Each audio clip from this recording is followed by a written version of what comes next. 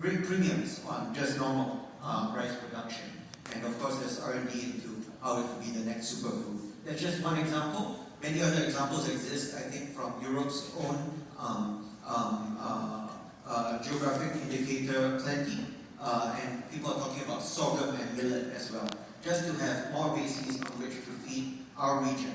Asia has 60% of the world's population, but only about 30% of the world's arable land. So this is a key priority, including for ASEAN, especially with climate disruption.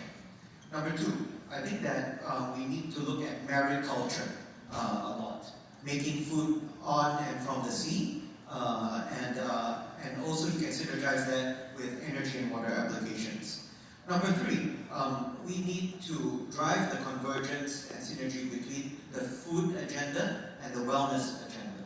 So one interesting example of that, I don't know how many of you here are from Indonesia, but the new president, Prabowo, he ran on a platform saying he'll give a free school lunch to all the kids in Indonesia. And I think also similarly for expectant women, because 1 out of 5 Indonesians grows up stunted, physically or even intellectually due to malnutrition. And that's a big downer in terms of your productivity and your run rate.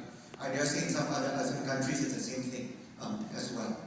So investment in nutrition, and clearly it needs technology partners, funding partners from the rest of the region and beyond.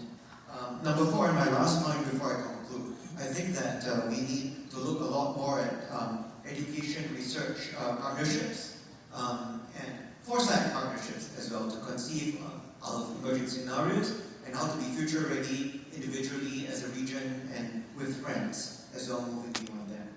And let me leave you with a vision of what I think will be a very fruitful thing for us to converge on in our innovation. Imagine a city of the future that is highly resilient in terms of food, energy, and water resource. On the food side, I see that happening in terms of people having highly personalized nutrition. Tastes good, is good, but not just for the 2% or the middle class even, but everyone. So you move the curve for everyone in the right direction rather than worsening inequality. And you realize that through a policy architecture, through a tech tree, and through bringing lots of stakeholders together. And to me, this is not a utopian vision. As a futurist, I think it's very realizable through technology and investment. But if you look at a dark future in the world, it might be a lifeline, a difference between just living and having a meaningful life. But if we can get our act together as a region and a world, it will really mean a lot of self-actualization and a good existence for all. So then, thank you. Thank you very much, Luke. Now we move on, you were talking about food, and I guess one of the biggest industries